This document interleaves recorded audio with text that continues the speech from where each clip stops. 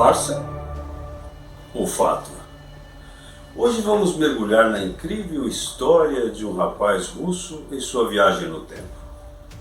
São fatos estranhos e debatidos que surgiram lá no leste europeu.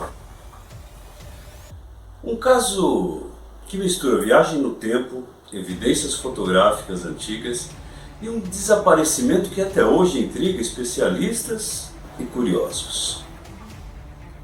A história começa em abril de 2006 em Kiev, capital da Ucrânia. Foi numa manhã cinzenta e comum que policiais locais se depararam com um homem desorientado, vestindo roupas antiquadas e segurando uma câmera fotográfica evidentemente antiga. Esse homem andava pelas ruas como se tivesse acordado de um longo sonho, confuso, cambaleante, assustado. Quem era esse rapaz? Quem era esse cara?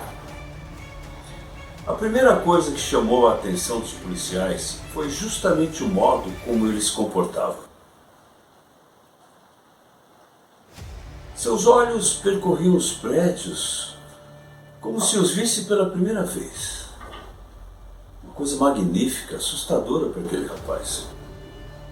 Ele chegou a parar em frente de um ponto de ônibus moderno e ficou encarando os letreiros eletrônicos como se fossem tecnologia alienígena. Seus olhos esbugalhados. Era muito estranho para ele. Quando os policiais se aproximaram, ele os abordou com uma pergunta bem comum. Vocês poderiam me dizer onde fica a rua Nikoslaia? Perto da estação de bonde número 11? Um dos policiais respondeu que não tinha mais nenhuma estação de bonde. Aquela era uma área que desde o início dos anos 90 não havia mais estação de ônibus nem de bonde. O que só aumentou a expressão de pânico no rosto daquele estranho. Em seguida, ele fez algo que deixou os policiais ainda mais desconcertados. Com a voz tremendo, perguntou: por favor, em que ano estamos? Então, ele, ao ouvir a resposta, 2006, ele recuou um passo e ficou repetindo a pergunta como se tentasse encontrar alguma inconsistência naquilo que ele estava ouvindo. Ele não acreditava. 2006. E a sua incredulidade parecia legítima para aqueles policiais. Um dos agentes, acreditando que estava lidando com um possível caso de distúrbio mental, tentou acalmá-lo e, por precaução, decidiu levá-lo até a delegacia mais próxima para entender melhor aquela situação. Se aquele homem estava drogado, bêbado ou algo assim. O homem, ainda em estado de choque, não ofereceu nenhuma resistência. Ele acabou indo com os policiais tranquilamente, ainda cambaleante, claro. Já na delegacia, o homem identificou como Sergei Ponomarenko e, surpreendentemente, apresentou uma carteira de identidade emitida pela antiga União Soviética. Vocês acreditam?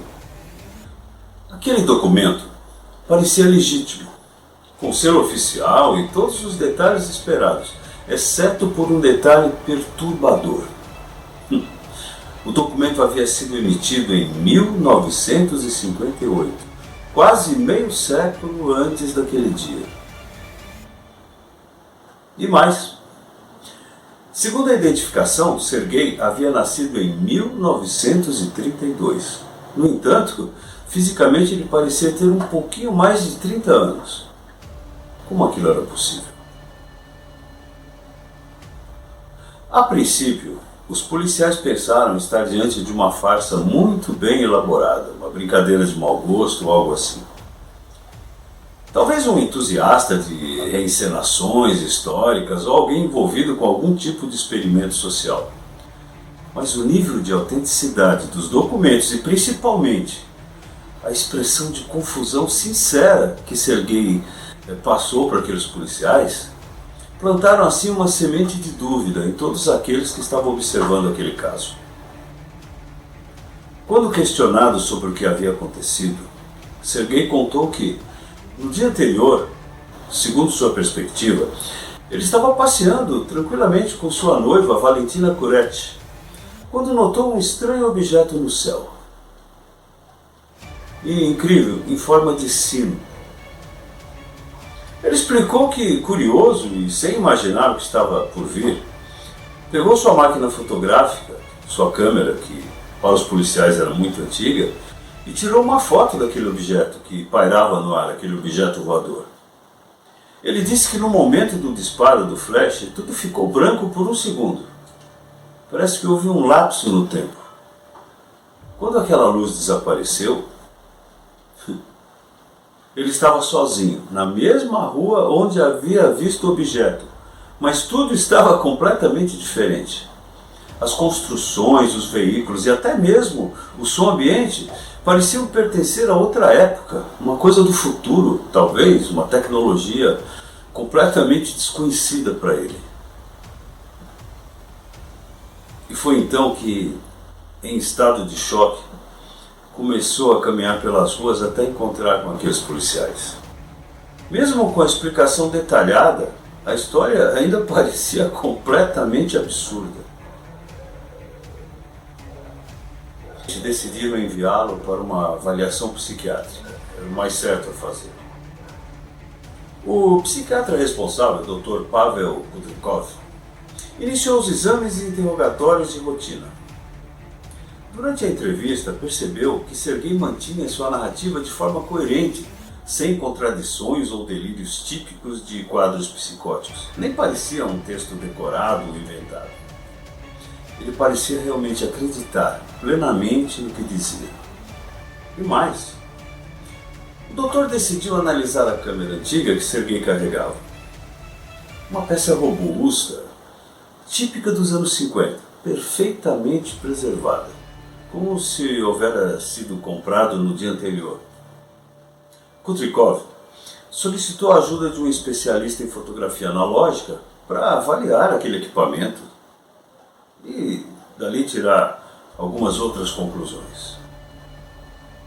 Estranhamente, a primeira constatação foi de que a câmera era absolutamente autêntica, um modelo raro da década de 50. O filme que estava dentro daquela máquina era ainda mais surpreendente.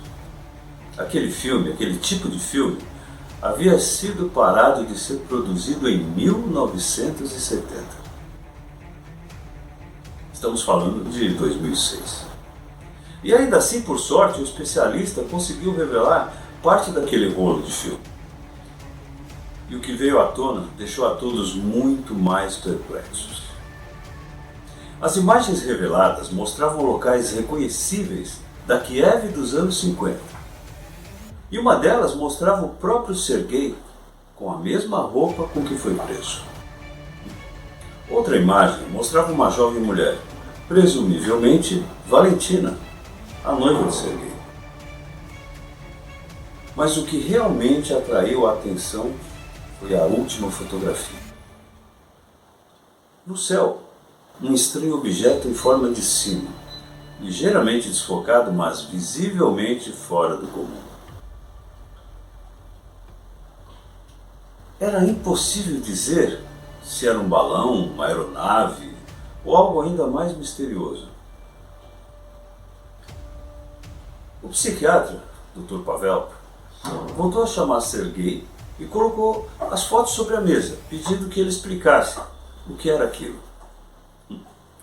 Sergei olhou calmamente, com um sorriso quase resignado, e disse apenas: "Eu não te falei, doutor?" Ele repetiu que não fazia ideia do que era o objeto, nem como havia sido transportado no tempo aquilo que ele imaginava. Sergei só disse que teve apenas tempo de tirar a foto antes de tudo mudar à sua volta. Depois daquele flash, parece que tudo ficou maluco. Mesmo pressionado com algumas perguntas detalhadas, ele apenas afirmava que estava tranquilo, tão perdido quanto qualquer um. Quanto qualquer um ficaria numa situação como aquela. Seu tom não era de alguém que tenta enganar, um dissimulado, mas de alguém verdadeiramente assustado. Serguei passava nos olhos seu espanto e admiração por tudo que estava acontecendo. Sem encontrar sinais de delírio ou distúrbios evidentes, o psiquiatra optou por mantê-lo ali em observação por mais alguns dias, enquanto as autoridades decidiam o que fazer com aquele caso raro tão fora do comum. Foi aí então que Serguei Ponomarenko foi conduzido a um dos quartos da ala psiquiátrica daquela clínica, onde ficaria sob intensa vigilância. A segurança do local era padrão, com câmeras de vigilância nos corredores, trancas automáticas nas portas e tudo mais que era comum numa situação de clínica psiquiátrica, uma prisão psiquiátrica, vamos dizer assim. O quarto em que ele foi colocado possuía uma única janela com barras de aço fixas que impediam qualquer possibilidade de fuga. Do lado de fora, enfermeiros e médicos seguiam as suas rotinas enquanto o enigmático viajante do tempo se acomodava em sua cama, até aparentemente calmo, vamos dizer assim, né? Por algumas horas tudo pareceu até normal. Serguei pegou um livro na mesinha de cela e passou a ler para passar o tempo. O monitoramento interno mostrava Serguei sentado, às vezes andando pelo quarto, outras vezes apenas olhando por aquela janela, às vezes folheava o livro. Não havia sinal de comportamento agressivo ou tentativa de fuga. Às 23 horas e 48 minutos, ele foi visto deitando-se. A câmera interna captava tudo normalmente, sem nenhum problema.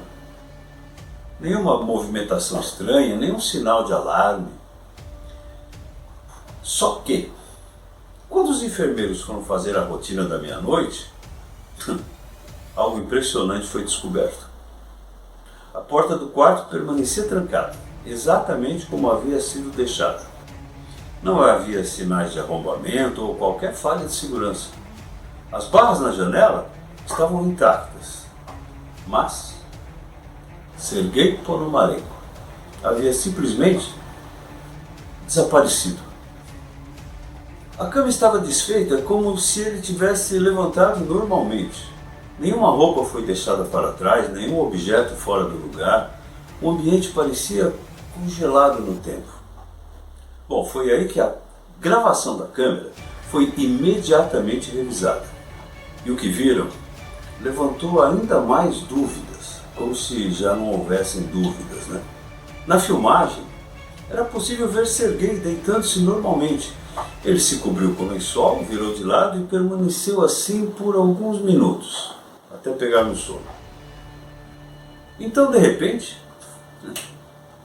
a imagem sofreu uma leve distorção, como se o sinal tivesse oscilado por uma fração de segundos, muito rápido.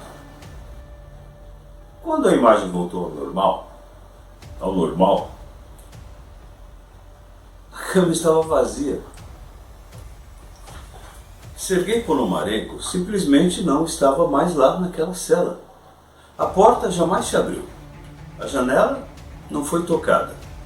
Nenhum som registrado, nenhuma explicação plausível para aquela situação. E agora? Serguei desapareceu diante de uma câmera que nunca parou de gravar. A partir daquele momento, o caso deixou de ser apenas uma curiosidade psiquiátrica e passou a ser tratado como desaparecimento misterioso. As autoridades foram notificadas. Uma equipe de investigação foi designada para analisar o quarto de Serguei e todo o material que foi gravado. Os peritos não encontraram nenhuma falha no sistema de segurança. A fechadura da porta estava funcionando perfeitamente. As barras da janela pareciam intocadas, firmes, sem qualquer desgaste ou dano ou manipulação. Para todos os efeitos, Era como se Serguei houvesse evaporado no ar. E assim o suposto viajante do tempo deixou para trás não apenas uma sequência de perguntas sem respostas, mas também uma sala vazia, um rolo de filme com imagens inquietantes e um rastro de dúvida que nunca foi completamente esclarecido. Aquela noite marcaria o início de uma investigação que ainda traria revelações surpreendentes. Mas o que aconteceu com Sergei Ponomarenko após aquele momento continua sendo até hoje um dos maiores enigmas da história moderna. As primeiras horas após o desaparecimento de Sergei foram marcadas por um caos silencioso. A equipe da clínica foi mantida sob ordens de sigilo, enquanto agentes de segurança locais e investigadores federais tentavam encontrar qualquer explicação racional para o que tinha acontecido. Vasculharam cada centímetro do quarto, analisaram as frestas, o sistema de ventilação, o teto, o chão. Nada. Nenhum sinal de arrombamento ou passagem secreta ou fuga improvisada. O ambiente parecia estéril, inalterado. Permanecia como havia sido deixado no dia anterior. Era como se ele tivesse simplesmente deixado de existir dentro de um espaço fechado sob vigilância constante. Imagina a frustração daqueles agentes. Os investigadores resolveram então seguir uma outra linha de ação. Descobrir quem era aquele cidadão, quem era Sergei Ponomarenko. Em seguida vasculharam arquivos soviéticos, registros antigos de desaparecimentos, cadastros antigos, para ver o que poderiam encontrar para explicar alguma coisa do que tinha acontecido. Foi então que encontraram algo inesperado. Um relatório datado de 1960, apontando Sergei como desaparecido desde 1958. Isso coincidia exatamente com a história que Sergei havia contado. O nome da noiva, citada por ele também, aparecia nos documentos, Valentina Kuret. A história começava a tomar uma forma perturbadoramente coerente. O próximo passo foi localizar Valentina.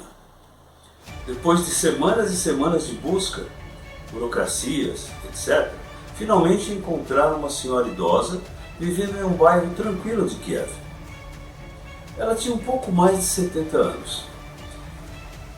Quando aqueles agentes mencionaram o nome de Sergei, o olhar daquela senhora mudou imediatamente. Havia até um brilho nos olhos daquela senhora, daquela velha senhora. Ela os convidou para entrar e, sem que precisasse explicar muito, ela começou a contar a sua versão da história. Ela disse que em 1958 seu noivo simplesmente desapareceu durante um passeio deles dois. Ele reapareceu dias depois completamente transtornado, parecia biruta, dizendo coisas incrivelmente desconexas, malucas. Ela pensou que ele estivesse perturbado, mas de alguma forma ele descrevia tudo com detalhes que a deixavam intrigada. Ele parecia estar realmente acreditando no que falava. Segundo Valentina, Sergei falava sobre objetos pequenos que permitiam ligações à distância, veículos que se moviam sem motoristas, painéis que acendiam com um toque e até alimentos que ficavam prontos em segundos. Que coisa, né? Em 1970, ele desapareceu novamente. Só que desta vez, para não voltar mais. Ela ainda guardava algumas fotos e objetos da época na época em que estiveram juntos, ela e Sergei. Entre os pertences deixados por Sergei havia uma foto particularmente muito estranha. Segundo Valentina, Sergei havia deixado uma imagem como prova de que esteve além do seu próprio tempo. Na imagem, Sergei aparecia mais velho, em meio a uma paisagem urbana extremamente moderna, com arranha-céus e prédios de arquitetura ainda inexistentes naquela época e até na nossa época atual. O mais intrigante A data no verso da foto dizia Kiev, 2050. Os investigadores ficaram atônitos. Eles se olhavam intrigados. A imagem, embora questionada, era mais uma peça naquele quebra-cabeça. Impossível. Que história era aquela de Serguei? Quando os investigadores tentaram periciar a imagem, descobriram sinais de algumas possíveis manipulações, mas nada realmente conclusivo. Era como se os investigadores estivessem tentando encontrar um pelo em ovo para justificar toda aquela situação. Na tentativa de confirmar a autenticidade das evidências, voltaram sua atenção para filmagens do circuito interno da clínica, as mesmas que mostravam o seu desaparecimento. Um desses trechos dessas imagens acabou sendo exibido anos depois em um programa sensacionalista de televisão ucraniano chamado Aliens, onde o caso foi dramatizado com cenas recriadas e supervalorizadas. Foi a partir dessas reencenações manipuladas que surgiram as versões mais conhecidas do público, mas elas não correspondiam exatamente ao material original. O episódio, na verdade, nunca mostrou as fitas reais. E essa ausência dessas fitas acabou levantando ainda mais suspeitas sobre a veracidade do caso. Mais tarde, surgiram críticas ferozes em relação à carteira de identidade de Serguei, que havia sido falsificado ou algo assim. Especialistas em documentos soviéticos apontaram erros sutis, muito sutis, na grafia, além de pequenas inconsistências nos selos. Mais uma vez, será que não estavam procurando pelo em ovo? A teoria mais cética era que tudo havia sido uma farsa elaborada para um programa de televisão, possivelmente criada com base em lendas urbanas, boatos da região de Kiev ou coisas assim. Só que havia um problema. O programa Aliens só foi ao ar anos depois do suposto desaparecimento de Serguei. Então, se tudo foi inventado, por que documentos e registros anteriores ao programa já traziam menções a este caso? As investigações continuaram por algum tempo ainda, mas acabaram sendo encerradas por falta de provas concretas e por outras prioridades do governo russo ou soviético. Era mais ou menos assim: se não havia corpo, não havia crime. E ninguém sabia ao certo se havia uma verdade ali em toda aquela história. Apenas evidências fragmentadas, inconsistentes, mas que, quando reunidas, compunham uma narrativa quase impossível de se ignorar. Imagine aqueles funcionários da clínica psiquiátrica, as pessoas envolvidas. Valentina faleceu em 2014 e com ela foram-se as últimas memórias pessoais de Serguei. As fotos e objetos que ela guardava desapareceram. Assim que ela faleceu, tudo sumiu. Hoje não se sabe o paradeiro de nenhuma das evidências físicas ligadas a esse caso. O nome de Serguei Ponomarenko permanece vivo apenas em fóruns obscuros da internet, livros sobre mistérios não resolvidos e, claro, no episódio daquele programa ucraniano, Aliens. Muitas pessoas acreditam que ele foi apenas um personagem fictício. Outras juram que ele foi, de fato, um viajante do tempo que conseguiu, por razões desconhecidas, atravessar décadas, talvez séculos, com a ajuda de alguma tecnologia ainda não compreendida. Interessante que a ausência de provas definitivas, paradoxalmente, é o que mantém o caso muito vivo até hoje. Um mistério alimentado pela dúvida e pela ausência de respostas claras. O que realmente aconteceu com Serguei Ponomarenko? Será que ele foi vítima de algum experimento? Foi um delírio coletivo? Ou uma farsa muito bem montada? Será que estamos diante de um dos poucos casos genuínos de viagem no tempo documentada, porém encoberta? Afinal, o governo russo é cheio dessas coisas, né? Independentemente da resposta, sua história é, no mínimo, perturbadora, pois ela nos força a questionar a própria natureza do tempo, da memória, da realidade. E talvez o mais inquietante de tudo seja pensar que nesse exato momento, Sergei Ponomarenko esteja em algum lugar no passado ou no futuro, observando tudo isso acontecer mais uma vez. O tempo, afinal, pode não ser tão linear quanto se acredita? Bom, essa é mais uma fantástica história. E você o que acha? Trata-se de uma farsa ou fato?